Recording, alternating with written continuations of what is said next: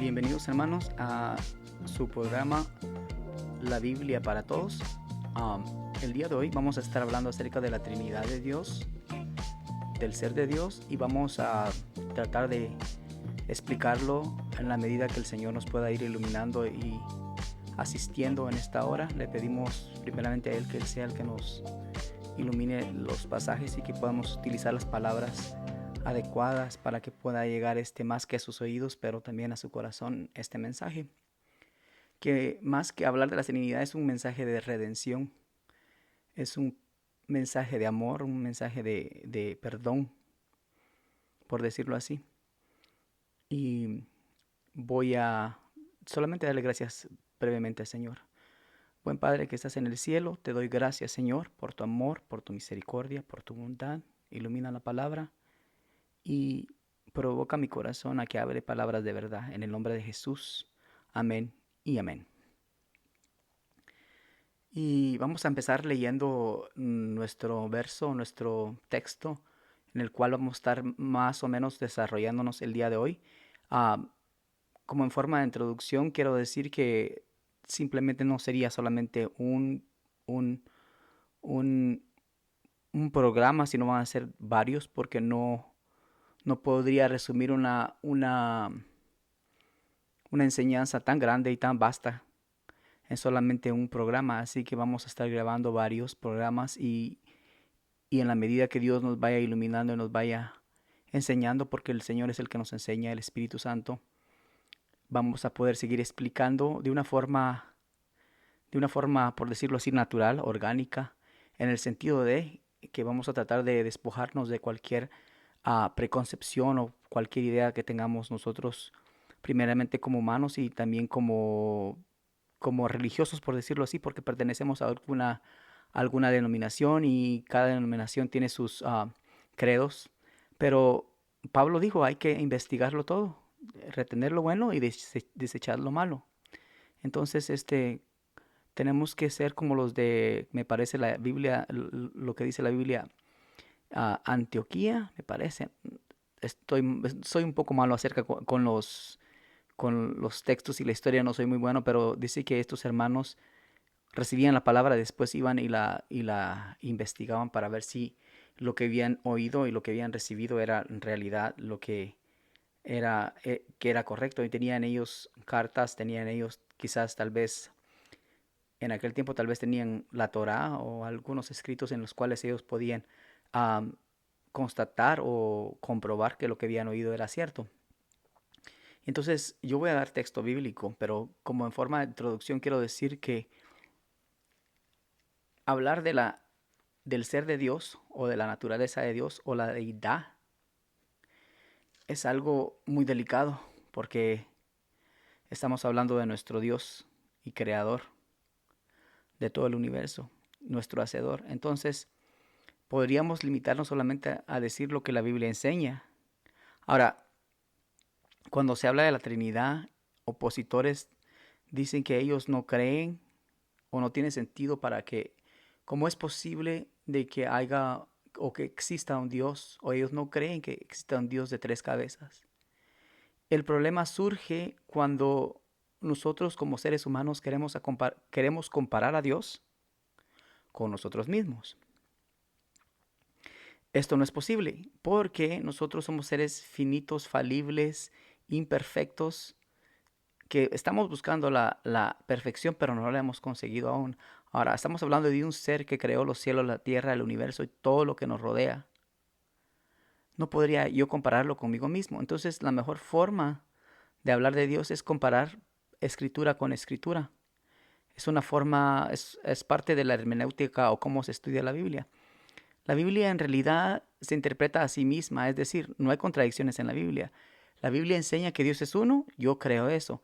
La Biblia enseña que Dios tiene tres personas coiguales y coeternas, yo creo eso. ¿Pero por qué creo eso? Porque la Biblia lo enseña. Ahora, usando mi lógica, también podría decir yo, bueno, yo no me puedo comparar con Dios. Dios es un ser infinito. Y si Él en su palabra nos revela que en su esencia, que en su naturaleza existen tres personas que conforman ese único Dios, lo tengo que creer.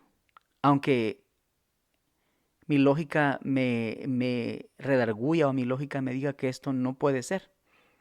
Pero la Biblia enseña que nada es imposible para Dios. Es tanto así que Dios mismo, siendo Dios, tomó forma de hombre y habitó entre nosotros. No lo digo yo, la Biblia lo enseña. Vemos que la concepción del Hijo en el vientre de María no fue algo natural, sino que algo sobrenatural. Y Dios utilizó medios naturales para conseguir propósitos supernaturales. Es decir, Dios utilizó el vientre de María, pero halló gracia en ella también, ¿verdad?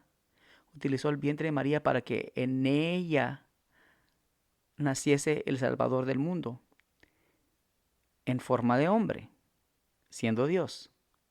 Vamos a ver lo que dice aquí el apóstol Juan en el Evangelio según San Juan, capítulo 1, versículo 1. Vamos a estar meditando en estos versículos.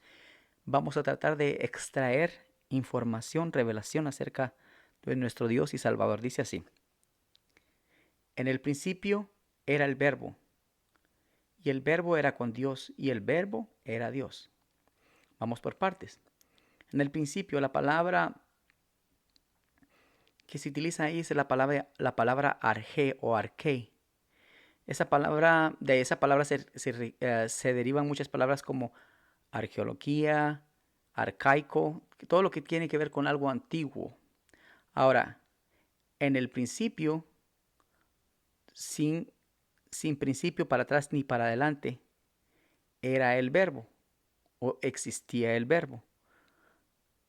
La palabra ein quiere decir era, pero no tiene una fecha o un número exacto o definido, sino más bien dice era el verbo, ya existía el verbo. Y el verbo era con Dios.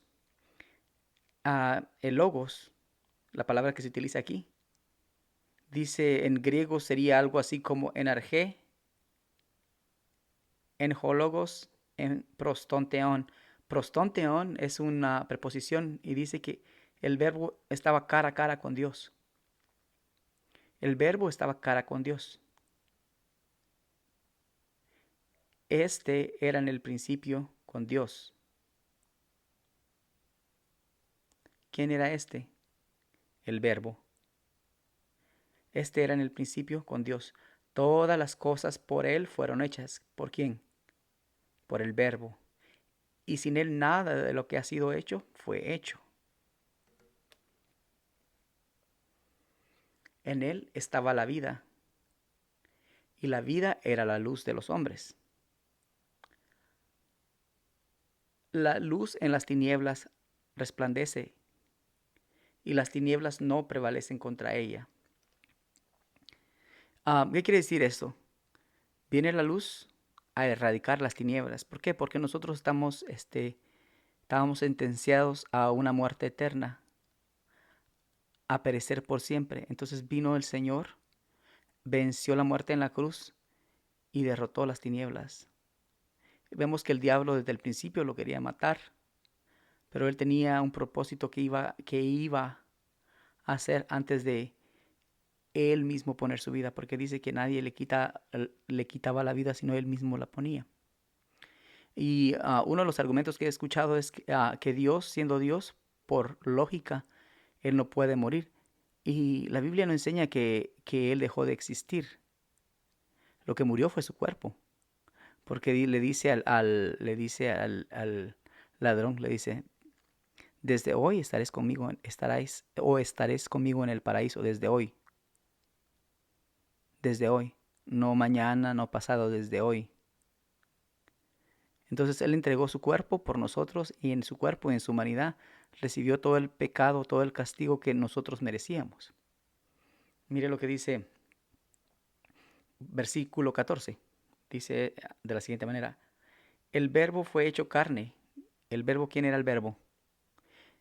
El logos que estaba cara a cara con Dios. Usted no puede estar cara a cara con alguien si usted no existe. Y desde el principio Él ya existía. Entonces este logos Este Logos fue hecho carne y vimos su gloria como la del unigénito Hijo del Padre, lleno de gracia y de verdad. Bien importante esas dos declaraciones, lleno de gracia. ¿Por qué lleno de gracia? Ese regalo que nos dio, ¿verdad? De la vida eterna, que no merecíamos. De gratis, quiere decir, traía un regalo para nosotros sin costo alguno, porque el costo Él lo iba a pagar en la cruz. Y de verdad, Él traía la verdad. Dice que Él no vino a hacer la voluntad, su propia voluntad, porque Él venía subordinado, porque nos venía a enseñar a nosotros humildad. Él venía a obedecer, Él aún siendo Dios. Nos enseñó más con su ejemplo, y lleno de verdad, traía la verdad del Padre y nos las enseñó, nos las dejó plasmada aquí en la Biblia. Él dice, yo soy el camino y la verdad y la vida. Y el camino denota ejemplo, la verdad denota la palabra pura y santa de Dios, y la vida es la consecuencia de caminar por el camino y de obedecer la palabra. Vemos, vemos al Hijo, aquí vemos dos personas, por ejemplo, en este pasaje. Vemos al Padre y vemos al Hijo. Vemos al Hijo que estuvo con el Padre desde el principio y, y Él voluntariamente decide hacerse hombre entre los hombres y habitar entre nosotros para poder salvarnos. Ejemplo, versículo o texto número 2 que voy a estar utilizando sería la carta a los Filipenses en el capítulo 1, versículos 5 en adelante. Y aquí Pablo lo que estaba hablando al principio estaba hablando acerca de la humildad y pone como ejemplo a nuestro Señor y Salvador. Dice de la siguiente manera, versículo 5 capítulo 1. Haya pues en vosotros este sentir, que hubo también en Cristo Jesús, el cual, siendo en forma de Dios, no estimó el ser igual a Dios como a cosa que aferrarse, sino que se despojó de sí mismo, tomando forma de siervo, hecho semejante a los hombres,